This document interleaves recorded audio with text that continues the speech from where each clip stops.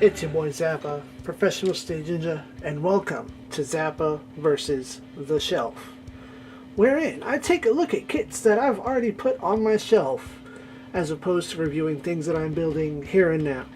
Not only does it give me more time to eat through my massive backlog, but I can backlog these videos and talk about kits that I've not seen reviews for anything, because they're old. Today, as you see here on the table, is the 105 Dagger plus Gunbarrel from Gundam Seed Mobile Suit Variations. This kit was produced in 2004, and prices, what do prices matter for old kits at this point? Buy it cheap. Good luck. I got this kit because I enjoy kits with gimmicks, and look, here's the gimmick right here. Secondarily, though, I have a completionist mindset, and as that stands, it is to own at least one kit per series, I suppose is the word, which is the reason why I bothered getting a Tristan, and a lot of like one-offs here and there, or what I had to look through and dig, like, do I really like this kit? Yeah, this is cool. So, what this kit comes with is the mobile suit itself, a GAT01A1 dagger, also like side known as the 105 dagger, and a gun barrel. The gun barrel, seen here on its own stand that it comes with, is a sort of mobile armor ship that utilizes, and I don't know if these come off easily or not. Nope, I think they're pretty well built in there, and we're going to stay there. In series, the gun barrel, which you see in the first few episodes of Seed, is a mobile armor, sorry I'm redundant, where a pilot is able to separate these parts here and control them via wires. They're wired bits, more or less. It's very neat. However, with our generic looking machine here, the dagger, which is, I fathom, the Seed equivalent to, not the GM. The GM's kind of low tier, but not the Nemo. What was between the GM and the Nemo that was probably in Zeta? Whatever those grunts were for the Fetties, probably something to that effect. The kit comes with, and we get our pages here, 4 sheets for runners, our polycaps, and then there's a sheet of stickers which I long since gotten rid of, but there were somewhere in all of my kits. Let's get back on point to the front page here. I swear I'm trying to focus.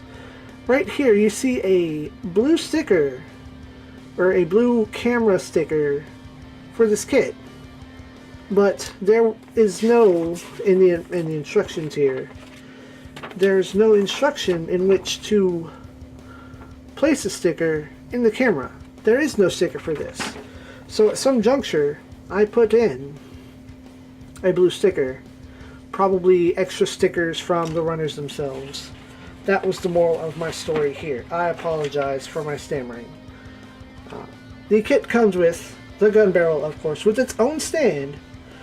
A stand that is modular, because in this configuration here you have room for the gun barrel, but once you attach this extra part here, you have enough stand to properly place the kit itself. The stand is also particularly useful because underneath it houses some spare parts. These parts here are the projected guns and the attachment arms for each one of these pods, so you can configure them how you like, either all open, half open, not open at all, and you have somewhere useful to place all of the extra parts rather than having to keep them in a bag on the side somewhere. This kit comes with one beam rifle, which curiously has a peg that insinuates that you could plug it into somewhere, but on the back skirt there's nowhere to plug, nowhere on the legs, nowhere on the arms. It comes with two beam saber handles. They plug into the, two beam saber handles that plug into the side skirt with two beam effect parts. You see the other one down there. This shield, which plugs into a seemingly standard grip, plug it on the front, on the side. However, this doesn't actually plug into the arm. Rather, it slides onto the forearm like so. And this ridge right here, I'll try to point it out. Let's use the beam saber. This ridge here is what keeps it in place, locked in, nice and secure. Kit only has two standard holding hands, no trigger hand, and as long as a few color applications, it also has a few logo decals because this is a custom unit, but it did not come with enough for the shield. This part, is it? Scratch that. That's a solid piece. Very nice. I forgot about that. Which is to say, there's another thing that I forgot about this kit. I apparently broke it some time ago. So I'm going to have to be very gentle when I get to a further part. Let's talk about the more important mobile suit stuff though. The standard posability. You get your arm up this high. The shoulder armor has its own movement, but you only get so far.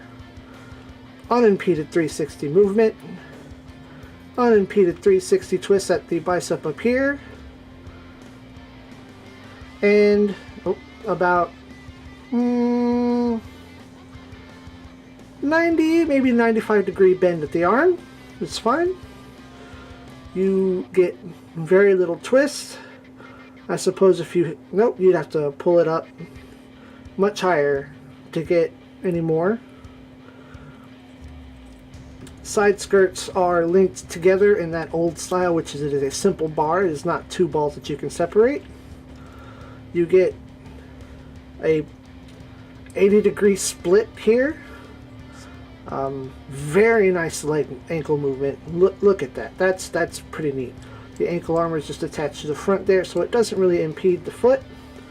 You get some jam. That's some foot jam right there. At the knee, you get a double joint that goes right about 90, 100 degrees. And the head, as you would expect, can do the full poltergeist. Now for a moment there you saw backpack. This is an optional backpack piece. I choose to keep it in there, but you don't have to. It's very important that when you do put this in, I believe this little tiny slot right up here needs to be facing outward for the gimmick. The reason why I bought this kit. Because I love me a gimmick.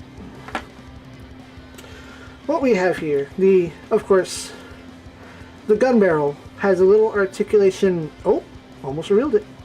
A little articulation in this wing.